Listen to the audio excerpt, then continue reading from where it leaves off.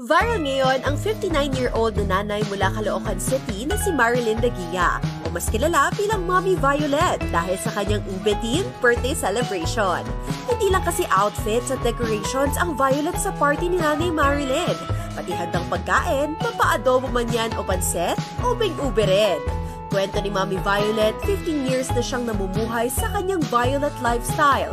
Kaya pati interior design ng bahay niya, di nakalampas sa kanyang team. Favorite ko talaga ang violet. Kasi sa atin, pagka naka-violet ako, parang doon ako kumukuha ng energy. Masaya, parang magaan. Siyempre, una pa lang ako nagba-violet. Yung mga tao, siyempre, nakatingin sa akin, parang iba, di ba? Pero wala naman sinasabi. Isa sabi ng anak ko, si Mama, ba't ka nakaganyan?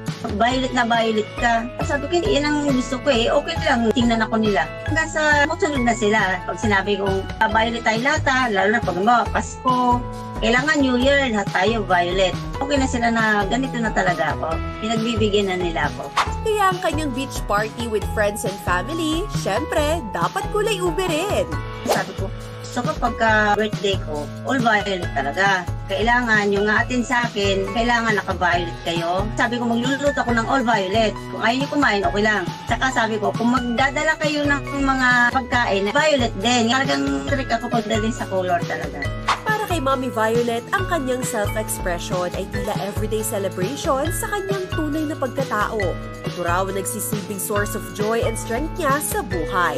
Kaya naman ang payo niya sa iba, don't be afraid to show your true color. Huwag nang mahiya. Karapatan mo yun na kung ano gusto mong kulay. Para sa akin, kahit na may nagbabas sa akin, sinasagot ko lang, kanya-kanyang trip lang yan. Tuloy nyo lang kung ano yung hilig nyo. Ikaw may hawak ng sarili mo. Intindihin mo yung sarili mo. Go lang mga mamshi na mahilig mag-violet.